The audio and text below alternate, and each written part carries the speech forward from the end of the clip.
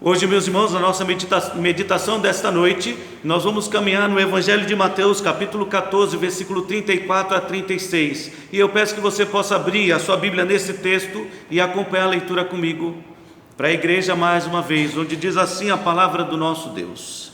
Então, estando já no outro lado, chegaram à terra em Genezaré.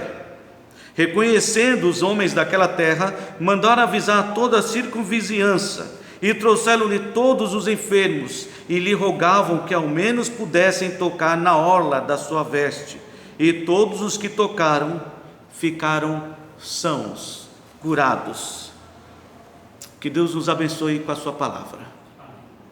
Enquanto meditamos nesse texto que nós acabamos de ler, e tenho certeza, essa é a vontade de Deus, que você faça neste momento uma avaliação profunda sobre a sua própria vida. E ao avaliar a sua vida, você possa responder diante de Deus, não para agradar aos homens, mas com sinceridade de coração você possa responder diante de Deus o que você é: um convertido ou um convencido? Essa é a questão que você precisa estar considerando nesta noite. Qual é a sua situação diante de Deus? Você é um convencido ou você é um convertido? Ou convertido ou convencido? Porque esta decisão ou esta realidade, o estado no qual você se encontra de convencido ou convertido, vai determinar o destino eterno da sua alma. Então quero dizer que é importante e extremamente importante para a sua vida, nesta noite, definir de que lado você está. Se você é apenas um convencido ou se você é de fato um convertido. Então considere isso enquanto meditamos nesse texto, porque quando lemos esse texto, percebemos que era comum, naquela ocasião, Jesus Cristo ser seguido por uma grande multidão. Para onde Jesus ia, uma grande multidão o seguia, uma grande multidão o acompanhava. As pessoas vinham de todos os lugares. Nós lemos aí no texto, versículo 34 e 35, que então, estando já no outro lado, chegaram à terra de Genezaré. E ao chegarem nessa terra, reconhecendo os homens daquela terra que era Jesus que estava ali, mandaram avisar a toda a circunvizinhança. Avisaram a todos. Então vieram todos, não apenas moradores de Genezaré, mas moradores também das regiões vizinhas. Todos vieram ao encontro de Jesus Cristo. Então veio pessoas, e uma grande multidão de Genezaré, das cidades vizinhas, vinham pessoas de lugares mais distantes. Quando nós lemos esse mesmo relato lá no Evangelho de João, capítulo 6, versículo 22 a 25, nós notamos que havia uma grande multidão que estava procurando por Jesus Cristo, e que estava vindo de regiões distantes, não daquela região ali próxima. Note bem, Evangelho de João, capítulo 6, versículo 22 a 25. No dia seguinte, a multidão que ficara do outro lado do mar, do outro lado porque Jesus havia enviado os seus discípulos para atravessar o mar, de madrugada, durante a vigília da noite, Jesus foi andando em direção aos seus discípulos, e ao subir no barco, completou com os seus discípulos a travessia do mar, de um lado para o outro. Então as pessoas que não viram o que aconteceu, que estavam ali, notaram que havia ali, ou melhor, não havia ali senão um pequeno barco, e que Jesus não embarcara neste barco com os seus discípulos, tendo antes os seus discípulos partido sozinhos. Isto eles viram. Eles não viram o que aconteceu depois. Entretanto, outros barquinhos chegaram de Tiberíades. Não estavam naquela região onde Jesus havia multiplicado os pães. Vieram de Tiberíades, de uma outra região mais distante, e vieram para perto do lugar onde comeram o pão. Tendo Jesus abençoado aquele pão, viram a multiplicação. Quando, pois, viu esta multidão, os que estavam ali amanheceram e não viram Jesus, e aqueles que chegaram de Tiberíades, quando eles viram que Jesus não estava ali, nem os seus discípulos, tomaram os barcos e partiram para Cafarnaum à sua procura. Mas nós já lemos, Jesus não estava em Cafarnaum. Foram a Cafarnaum em sua procura, e tendo encontrado no outro lado do mar, não em Cafarnaum, mas agora em Genezaré, como nós vimos, do outro lado de Cafarnaum, na outra extremidade, lhe perguntaram: mestre, como chegaste até aqui? Então aquela multidão veio de diversos lugares e todos estavam à procura de Jesus Cristo. Pessoas que viram a multiplicação dos pães, pessoas que vieram de outras regiões, e agora os moradores de Genezaré todos estavam juntos. Todos estavam ali para estar junto com Jesus Cristo, seguindo a Jesus Cristo. Poderíamos até dizer que estavam ali procurando seguir os passos de Jesus Cristo, os rastros. Por onde Jesus passava, eles iam no seu encalço, procurando a Jesus Cristo. Mas quando nós olhamos mais detalhadamente esse texto, nós observamos que Jesus tinha muitos seguidores, uma grande multidão seguindo de todos os lugares, mas cada multidão ou cada pessoa tinha a sua própria motivação. Cada pessoa daquela grande multidão que estava seguindo a Jesus Cristo tinha a sua própria motivação. Voltando para o Evangelho de Mateus, capítulo 14, versículo 35 e 36, nós podemos notar que algumas pessoas estavam procurando a Cristo porque desejavam ser curadas, estavam enfrentando alguma situação difícil de saúde, alguma enfermidade, e por esse motivo foram até Jesus Cristo. Nota bem, versículo 36, ou 35 e 36. Reconhecendo os homens daquela terra, mandaram avisar toda a circunvizinhança, e trouxeram-lhe todos os enfermos, e lhe rogavam que ao menos pudessem tocar a orla da sua veste, e todos os que tocaram foram então curados. Então o que nós notamos nesse texto é que uma parte daquela grande multidão que estava seguindo a Jesus Cristo, o estava seguindo motivado pela cura, porque queriam ser curados das suas enfermidades, buscando a Cristo para serem curados. Este era o propósito e a motivação de uma parte dessa grande multidão. Outros estavam procurando a Cristo por necessidade. Voltando lá para o Evangelho de João, agora o versículo 26 do capítulo 6, Evangelho de João, capítulo 6, versículo 26. Lá chegou aquela multidão procurando a Jesus Cristo: mestre, como chegaste até aqui? Então, versículo 26, Jesus respondendo-lhes disse: em verdade eu vos digo, vós me procurais, não porque vistes os sinais, mas porque comeste dos pães e vos fartastes. Algumas pessoas daquela imensa multidão estavam seguindo a Cristo apenas por causa das suas próprias necessidades. Comer pão, ficar satisfeito, ter em abundância. Afinal de contas, Jesus Cristo multiplicou 5 pães, 2 peixinhos, e colheu 12 cestos cheios. Então havia ali uma grande parte da multidão procurando a Cristo para suprir as suas próprias necessidades. Mas ainda havia outros que procuravam a Cristo apenas para ver sinais. Ainda aí no Evangelho de João, capítulo 6, não era apenas de cura, mas queriam ver algo extraordinário através da vida de Cristo.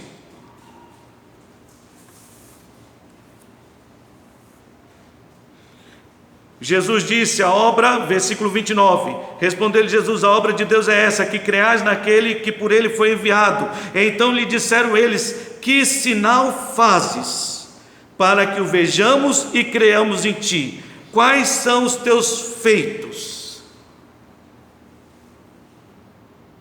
É incrível, no meio daquela imensa multidão, tinham visto a multiplicação dos pães, e mesmo assim estavam ali seguindo a Cristo apenas para ver sinais, milagres, alguma coisa extraordinária que pudesse encantar seus olhos.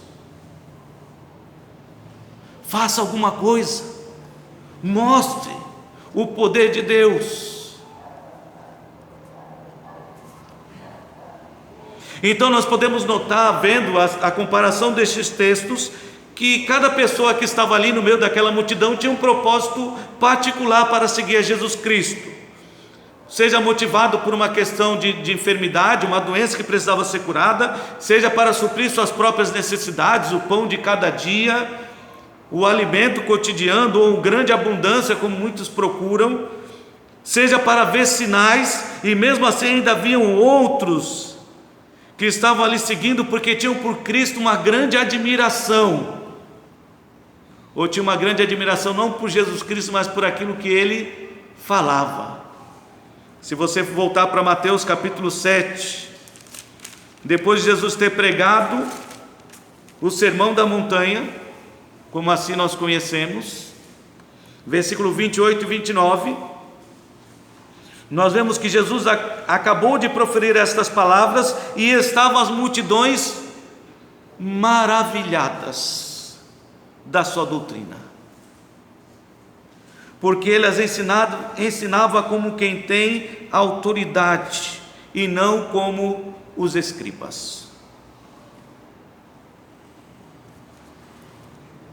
Aí estava uma parte que seguia Jesus Cristo porque ficava encantada ouvindo o que ele tinha para dizer, alguém que falava palavras maravilhosas, que talvez trouxessem para eles conforto para o seu coração, uma palavra de conforto, uma palavra bela, algo bonito.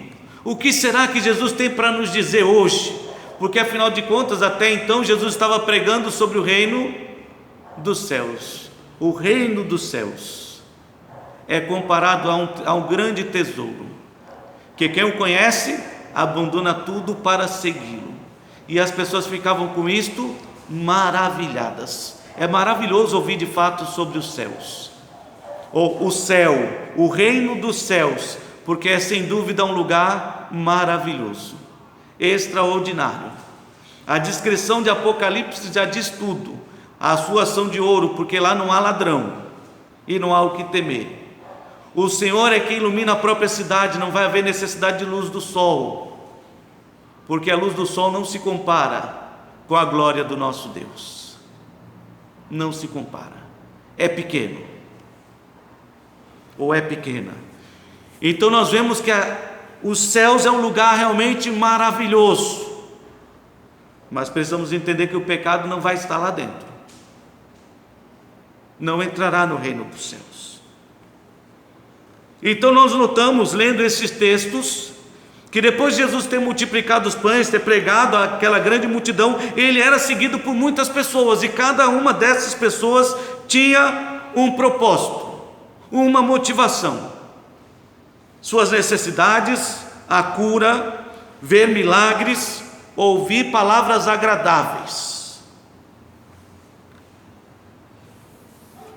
Mas entendemos, pelo que Jesus diz aqui na sua palavra, é que embora ele estivesse sendo seguido, ou essas multidões estivessem seguindo a Cristo, muitos, para não dizer todos, uma grande maioria não pertencia a Jesus Cristo. Seguia Jesus Cristo, mas não fazia parte dos seus discípulos, não eram seus. Estavam com Cristo, mas não pertenciam a Jesus Cristo. E por esse motivo, no Evangelho de João, nós vemos que Jesus passou a enfatizar para aquela multidão a necessidade de serem salvos. Volta lá para João, capítulo 6. E a razão pela qual nós estamos indo de Mateus para João é porque a multiplicação dos pães foi o único milagre realizado por Jesus Cristo que foi registrado nos 4 evangelhos.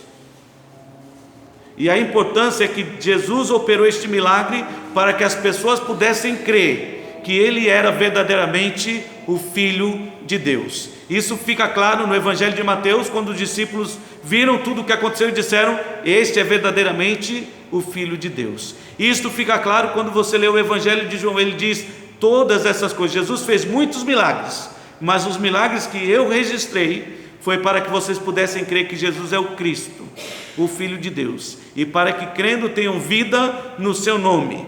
E mais uma vez aqui está esta ênfase.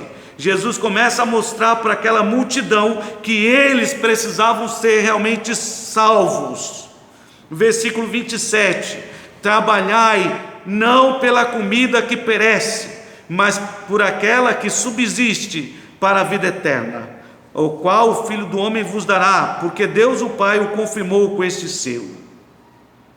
Versículo 37: todo aquele que o Pai me dá, esse virá a mim, e o que vem a mim de modo nenhum lançarei fora.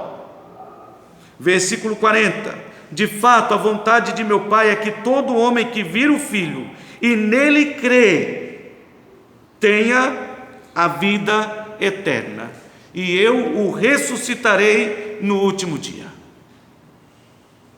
Então Jesus passou a enfatizar para aquela multidão que eles precisavam crer, eles precisavam ser salvos, transformados, convertidos.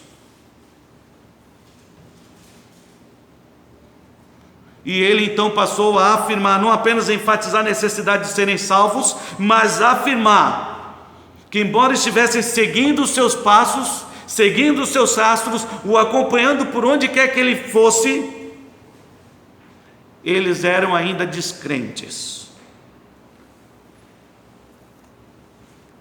Em outras palavras, não eram salvos, não eram convertidos. Note bem o versículo 28 até o versículo 29, diz assim: dirigindo-se, pois, a ele, perguntando, a multidão dirigiram-se então para ele, para Jesus, perguntando: o que faremos para realizar as obras de Deus? Então respondeu-lhe Jesus: a obra de Deus é esta, que creiais naquele que por ele foi enviado. Vocês precisam crer, porque até agora vocês não são crentes. Vocês continuam descrentes, viram os sinais, mas não creram.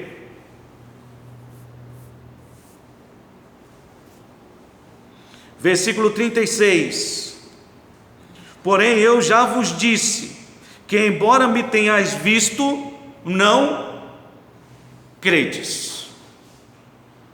Vocês têm me visto, sabe que eu vim da parte do Pai, eu tenho realizado milagres que provam que eu vim do Pai, e mesmo assim, tendo visto e me ouvido, vocês não creram.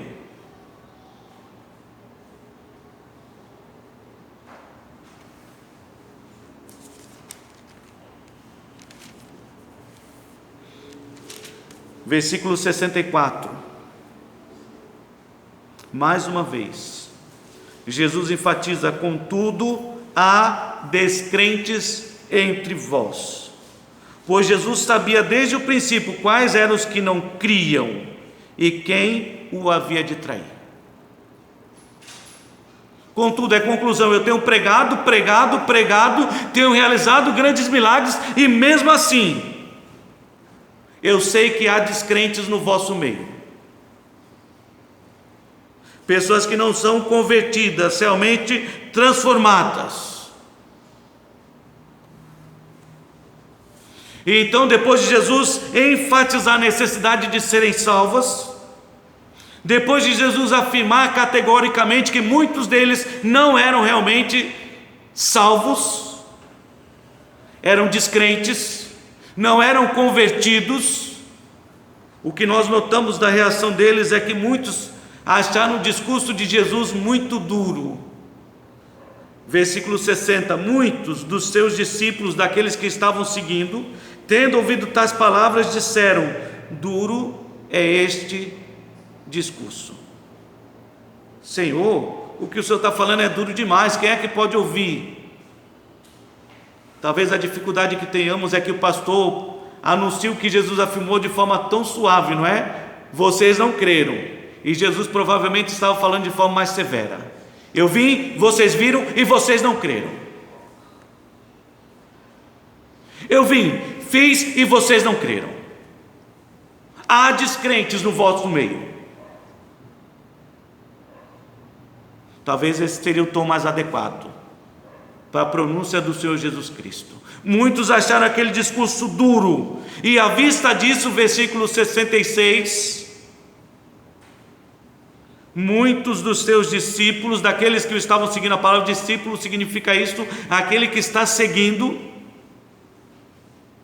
o abandonaram, e já não andavam mais com ele.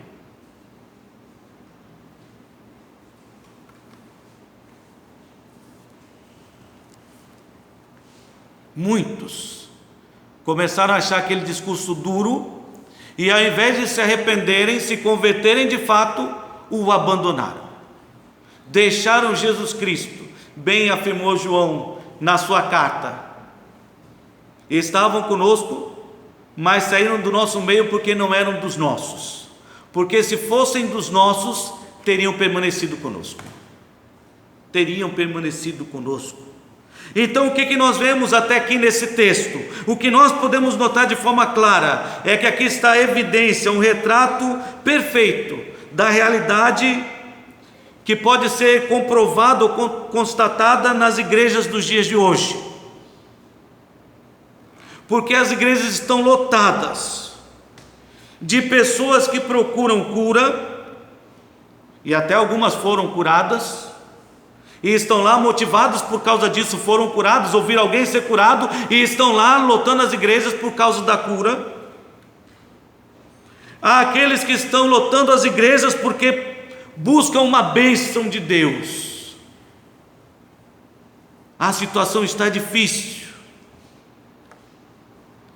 então estão procurando ver se Deus supre cada uma das suas necessidades.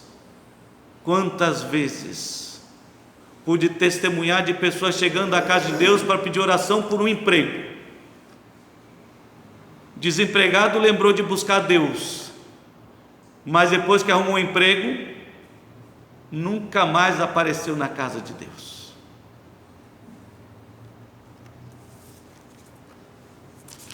Essa é a realidade dos dias de hoje, estava presente na época de Cristo. Ainda há aqueles que estão à procura de milagres, desejando ver alguma coisa, o poder de Deus, e por essa razão são facilmente enganados com os falsos mestres que rodopiam, fazem milagres e sinais e prodígios e dizem agir no poder de Deus, porque estão dando exatamente para a multidão aquilo que eles estão procurando, o milagre. É interessante que Jesus não realizou milagre para aquela multidão, esta multidão que o procurou depois da multiplicação dos pães. Muitos foram de fato curados, mas Jesus não realizou nada extraordinário. Ele continuou pregando sobre o pão do céu, sobre a necessidade de serem salvos. Muitos querem ver um milagre acontecer na sua vida, na vida de um parente, de algum amigo, só um milagre de Deus. E estão aí enchendo as igrejas à procura de um milagre. E ainda há igrejas lotadas de pessoas que se sentem bem e acham muito bonito a pregação da palavra. Eu estou naquela igreja porque é muito bom, o pastor está sempre falando das bênçãos de Deus, do amor de Deus, da graça de Deus. Mas eu não gosto quando o pastor fala de pecado. Quando o pastor fala então de inferno. E assim há pessoas que se incomodam ao ouvir a mensagem do Evangelho. Pessoas que se dizem crentes, que estão dentro das igrejas. Se alguma palavra é dura e é severa no combate ao pecado, se incomodam. E até aqueles que se aborrecem com o pobre do pastor, que está apenas anunciando o que a palavra de Deus diz.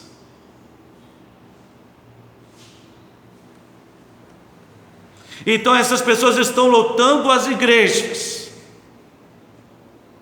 estão lá, mas o que nós notamos nesse texto, no que Jesus ensinou aqui, é que embora estejam nas igrejas, lotando as igrejas, infelizmente, elas não são convertidas. infelizmente não pertencem de fato a Jesus Cristo. Podem ter sido batizadas nas águas, mergulhado no tanque, pode até ter feito a oração da salvação. Ah, Senhor, entra no meu coração, porque eu quero que o Senhor mude a minha vida.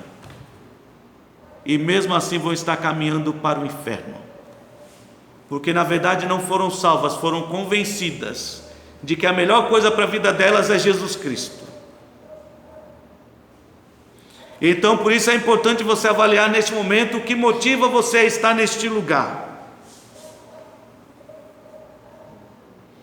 Porque se você está na igreja hoje, porque está passando por lutas e grandes dificuldades, então você está aqui pelo propósito errado. Você não é um convertido, você não é um salvo.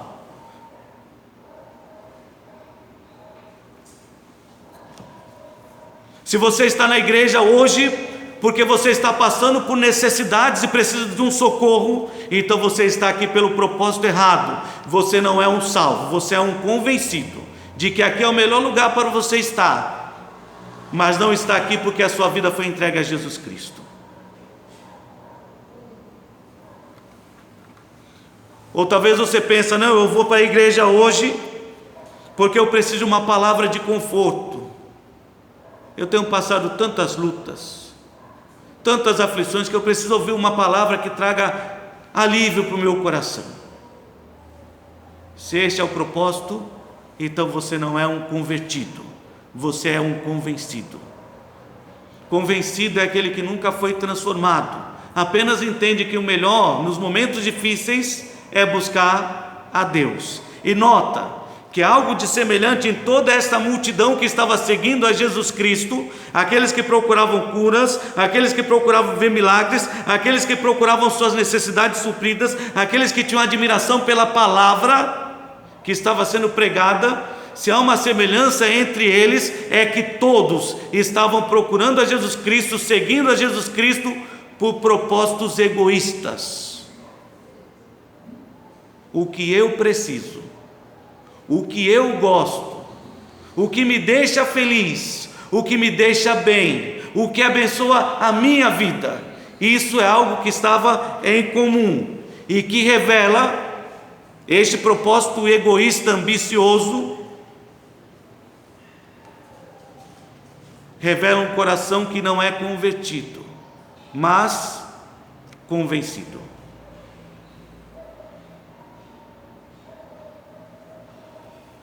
E não podemos aliviar neste pensamento. Assim há nas igrejas muitos que foram criados indo à casa de Deus. Assim há na igreja muitos filhos de crentes que estão acostumados a se comportar como crentes. Sabem ler a Bíblia, sabem orar e oram belíssimamente. Sabem cantar e têm uma voz maravilhosa, mas que ainda não foram transformados, convertidos, salvos. E é aqui que precisamos enfatizar: que age dessa maneira buscando os seus próprios interesses aquele que é convencido e não convertido. Há uma grande diferença entre a vida de um convencido e um convertido, porque o convertido é aquele que entende que há algo mais importante para a sua vida do que as coisas deste tempo presente. Lá em João capítulo 6, versículo 27, Jesus diz: trabalhai não pela comida que perece, mas pela que subsiste para a vida eterna. Um verdadeiro convertido é aquele que entendeu que as coisas desta vida são passageiras. Neste mundo estamos apenas de passagem. E a vida do homem é como uma neblina, ela surge e logo desaparece. É como uma flor, nasce, floresce, murcha e morre. As coisas daqui não têm valor. O que tem valor é aquilo que estamos entesourando para a vida eterna. Um convertido, não convencido, é aquele cuja preocupação não está neste reino dos homens, nas coisas deste mundo, no seu bem-estar neste mundo, mas é aquele que está preocupado com as coisas do futuro, do reino dos céus. Como Jesus bem pregou, o reino dos céus é como um tesouro precioso. Quem o encontra abandona todas as coisas, vende tudo o que tem, não se preocupa com a riqueza deste mundo, mas se preocupa em conquistar o seu lugar ao lado de Deus, entesourando nos céus e não nesta terra. Então assim é um convertido, é aquele que compreende que há algo mais importante do que esta vida passageira, algo mais importante chamado vida eterna. Um convertido é aquele que procura Cristo não para fazer a sua própria vontade, para alcançar a satisfação dos seus desejos, mas é aquele que procura Cristo para poder fazer a vontade de Deus. Versículo 37 e 38 diz assim: todo aquele que o Pai me dá, em outras palavras, que é convertido, este virá a mim, e o que vem a mim de modo nenhum o lançarei fora, porque eu desci do céu, não para fazer a minha própria vontade, e sim a vontade daquele que me enviou. Se me amais, disse Jesus Cristo, guardareis os meus mandamentos, seguirão os meus passos e serão verdadeiramente meus discípulos. E aqui está a evidência de alguém que foi realmente convertido, não apenas está preocupado com as coisas da vida eterna, mas também está preocupado em fazer a vontade de Deus, em como agradar a Deus neste mundo. Ele não se preocupa mais em agradar aos homens. Este não é o seu propósito. Ele já entendeu por tudo aquilo que Jesus ensinou que não é possível agradar ao mundo. O mundo nos odeia. Odiou a Cristo ao ponto de crucificá-lo, e vai nos odiar por pregar também a verdade. Então não estamos aqui para conquistar likes dessa vida. Dê um like, joinha. Oh, foi bom, hein? Que satisfação. Você viu quantos seguidores? Puxa, tem um monte de gente seguindo. Você está indo para onde? Porque um cego guiando outro cego disse bem Jesus Cristo. Onde vão parar? No abismo, no buraco, no inferno. Se você está seguindo a Cristo, a sua preocupação não é mais os prazeres deste mundo, não é mais o ser admirado pelo mundo, mas é se tornar agradável a Deus, vivendo uma vida de sacrifícios, como bem disse Paulo. Um sacrifício vivo, santo e agradável a Deus. Esse sim é o culto racional que agrada ao Senhor. Este é o tipo de adorador que Deus procura, aqueles que o adoram em espírito e em verdade. Então o verdadeiro convertido, olhando tudo o que Jesus disse para aquela multidão, é aquele que se preocupa com a vida eterna, é aquele que procura fazer a vontade de Deus, é aquele que vem à igreja não para buscar. Eu vim para buscar uma bênção. Ah, quantas pessoas gostam dessa expressão. Eu vim para buscar uma bênção. Eu vim para alcançar aquilo que eu preciso. Eu vim para ter uma vida de abundância, prosperidade neste mundo. Rico para as coisas do mundo, mas não rico para Deus. Não.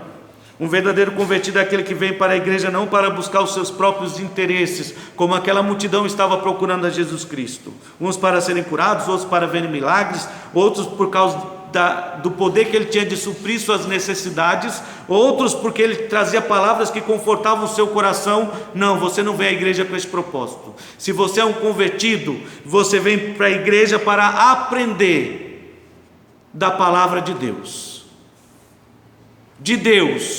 e da sua vontade. Veja aí versículo 44 e 45, Evangelho de João capítulo 6. Quando Jesus estava pregando estas coisas e a necessidade daquela multidão crer, se converter, ser realmente transformada e salva, muitos começaram a murmurar. Murmurar é reclamar às escondidas, falando pelas costas de Jesus Cristo. Mas sendo Deus e conhecendo o coração e o pensamento daquela multidão, então Jesus Cristo diz: ninguém pode vir a mim se o Pai que me enviou não o trouxer, e eu ressuscitarei no último dia, porque está escrito nos profetas, e serão todos ensinados por Deus. Portanto, aquele que da parte do Pai tem ouvido e aprendido, esse vem a mim. Ele me busca e vem a mim porque está aprendendo, crescendo, tem ouvido e tem aprendido. Este se aproxima de mim. É o que disse Jesus Cristo. E uma pessoa convertida é aquele que tem verdadeiro amor pela palavra de Deus, em aprender da sua palavra. Jesus ainda lidou muitas e muitas vezes aqui com essa multidão de incrédulos, para a qual ele precisou dizer que precisavam examinar as Escrituras, conhecer bem a palavra de Deus, e que não ouviam porque não pertenciam a Deus. Se vocês fossem de Deus, ouviriam as minhas palavras, aprenderiam com as minhas palavras. E aí está a evidência de um verdadeiro crente. É alguém que se preocupa com a vida eterna, é alguém que procura fazer a vontade de Deus, e alguém que vem à igreja não para buscar algo para si, benefício, bênçãos, coisas materiais, prosperidade, necessidades, curas. Não, ele vem para aprender, para crescer, como é da vontade de Deus, na graça e no conhecimento do nosso Senhor e Salvador Jesus Cristo. Antes de qualquer coisa, disse Pedro, crescei na graça e no conhecimento do nosso Senhor e Salvador Jesus Cristo. Um convertido é aquele que busca ou se preocupa com a vida eterna, é aquele que busca fazer a vontade de Deus, é aquele que vem à igreja para ser alimentado com a palavra, para aprender da palavra, e é aquele que acima de tudo está seguro em Jesus Cristo. Versículo 47: em verdade, eu vos digo, quem crê em mim tem a vida eterna. Ponto. Quem crê tem, e o tempo é presente. Você crê que tudo que eu fiz por você é suficiente? Você crê que quando eu derramei o meu sangue naquela cruz foi suficiente para purificar você dos seus pecados? Você entende que as minhas palavras está consumado significam que foi tudo realizado de forma completa e perfeita? Então, se você crê, você tem hoje a vida eterna. Não vai descobrir lá na frente. Você tem essa certeza hoje. E essa segurança não está em você, está em Jesus Cristo. Um convertido está seguro em Cristo. Eu não mereço ir para o céu. Eu reconheço os meus pecados. E reconheço que continuo sendo um pecador. Mesmo transformado, convertido, continuo sendo um pecador. Eu quero fazer o bem, mas o bem que desejo fazer não consigo praticar. Mas o mal que não quero, esse eu pratico. Ah, disse Paulo, miserável homem que sou, quem me livrará do corpo desta morte? Porque se dissermos que nós não temos pecado, mentimos, a verdade não está em nós, enganamo-nos a nós mesmos. Então, como você pode dizer que é um salvo, que vai para o céu? Porque eu creio em Jesus Cristo. Ele afirmou que quem crê tem a vida eterna, e eu creio. A minha segurança está nele. Fui salvo pela sua graça e imensa bondade. Então, continuando o texto, ele diz, versículo 48, eu sou o pão da vida. Vossos pais comeram maná no deserto, e mesmo tendo se alimentado do maná, eles morreram. Viram o milagre de Deus, pão descendo dos céus. Eles tiveram suas necessidades supridas, comeram pão. Eles tiveram o privilégio de ver Deus trazendo alívio para suas almas. Durante a noite, a coluna de fogo aquecendo os seus corações, do frio intenso do deserto, e durante o dia, a coluna de nuvem trazendo refrigério para sua alma, do sol escaldante do deserto. Eles experimentaram tudo isso, e mesmo assim, morreram. Não entraram na terra prometida. Não se arrependeram. Não se converteram. Este é o pão que desce do céu, para que todo aquele que dele comer não pereça. E ele agora está falando de si mesmo. Eu sou o pão vivo que desceu do céu. Se alguém dele comer ou fizer parte, recebê-lo na sua vida, este que o recebeu viverá eternamente. E o pão que eu darei pela vida do mundo é a minha carne. Em outras palavras, ele está dizendo, não é que você precisa comer a carne de Cristo, arrancar um pedaço e se alimentar dela. O que ele está dizendo é que você precisa aceitar que o sacrifício de Cristo foi um sacrifício perfeito. O pão que eu dou em prol da sua alma é a minha vida naquela cruz. Lembra que ele está falando de algo que ainda estava para acontecer, que para nós já aconteceu. Ele foi crucificado pelos nossos pecados. O castigo que nos traz a paz estava sobre ele.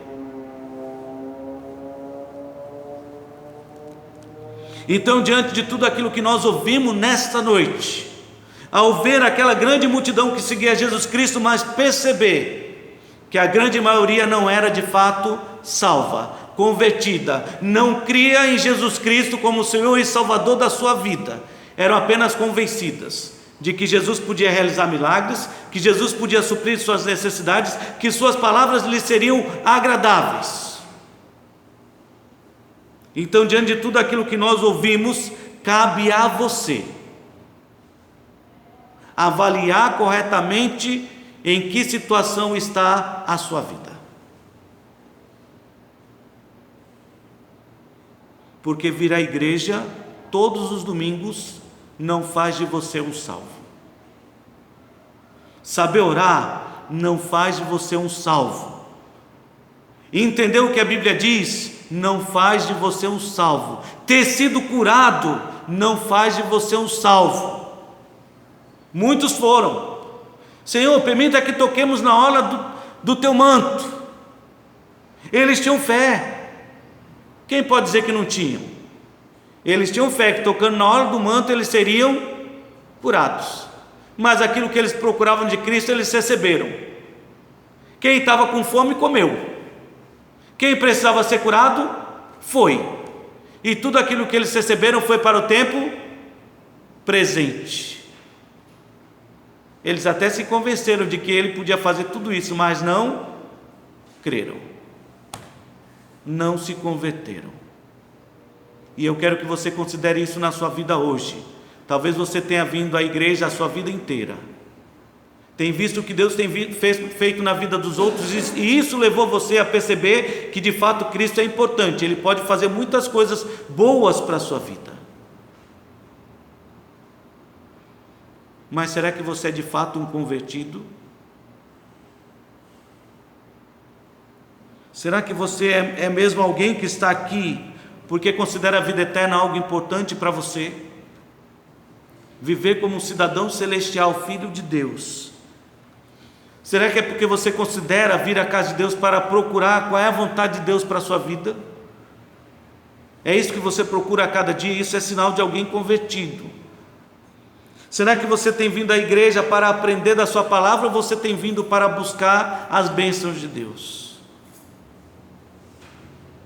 E por fim, se você morrer hoje, tem certeza que vai estar no céu? E esta talvez seja a pergunta mais importante para definir se você é um convertido ou se você é um convencido. Se você morrer hoje, o que te faz ter certeza de que você vai entrar no céu? Se for tudo aquilo que Cristo fez na sua vida, então talvez a motivação seja errada. Agora, se é crer que tudo o que Cristo fez foi suficiente, e você está disposto a entregar sua vida para fazer a sua vontade, então certamente viverá. Porque quem quiser achar vida, perdê-la. E quem abandonar esta vida por amor a Cristo, certamente a achará.